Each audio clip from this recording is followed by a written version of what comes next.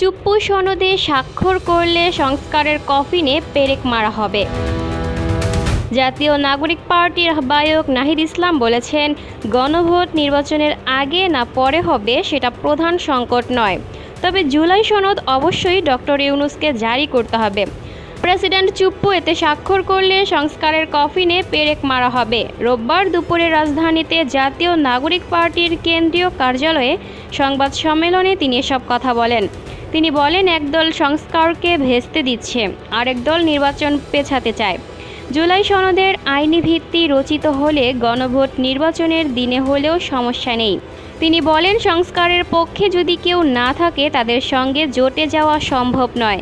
কোনো একটি দলের চাপে সরকার বারবার টেক্সট পরিবর্তন করেছে।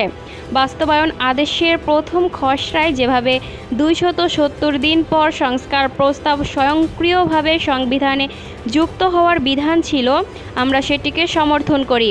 এর ব্যত্যয় হলো আমরা সেই আদেশ সমর্থন করব কিনা তা পুনর্বিবেচনা করতে হবে। তিনি আরও বলেন, শেখ মুজিবকে ফ্যাসিবাদের আইকন হিসেবে ব্যবহার করা হয়েছে। তার ছবি ব্যবহারের বাধ্যবাধকতা সংবিধানে কোনোভাবেই থাকতে পারে না। বাস্তবায়ন আদেশে খসড়া 1 যেভাবে আছে সেটিতে পরিবর্তন আনা হলে এনসিপি সেটিকে সমর্থন নাও করতে পারে।